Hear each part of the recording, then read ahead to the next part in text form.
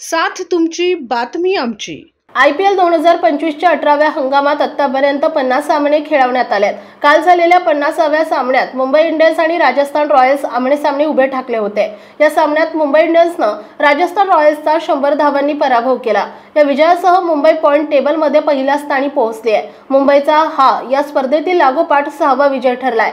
या सामन्यात अर्धशतकी खेळी करणाऱ्या अनुभवी फलंदाज रोहित शर्माने एक मोठी कामगिरी केली आहे। तो मुंबई इंडियन्ससाठी 6000 धावा करणारा पहिला खेळाडू ठरलाय।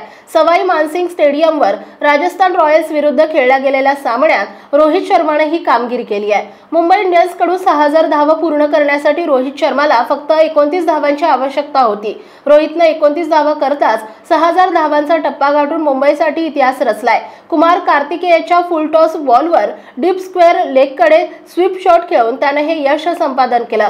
रोहितनं मुंबई इंडियन्ससाठी 231 सामने खेळलेत। यामध्ये त्याने 2 शतके आणि 38 अर्धशतकांच्या मदतीने 6000हून अधिक धावा पूर्ण केल्या आहेत। त्याला 4500हून अधिक चेंडूंचा सामना करताना ही कामगिरी करून दाखवली आहे। आपल्या परिसरातील महत्त्वाच्या बातम्या पाहण्यासाठी जय हिंद टाइम्स चॅनलला YouTube वर सबस्क्राइब करा आणि बेल आयकॉन प्रेस करा।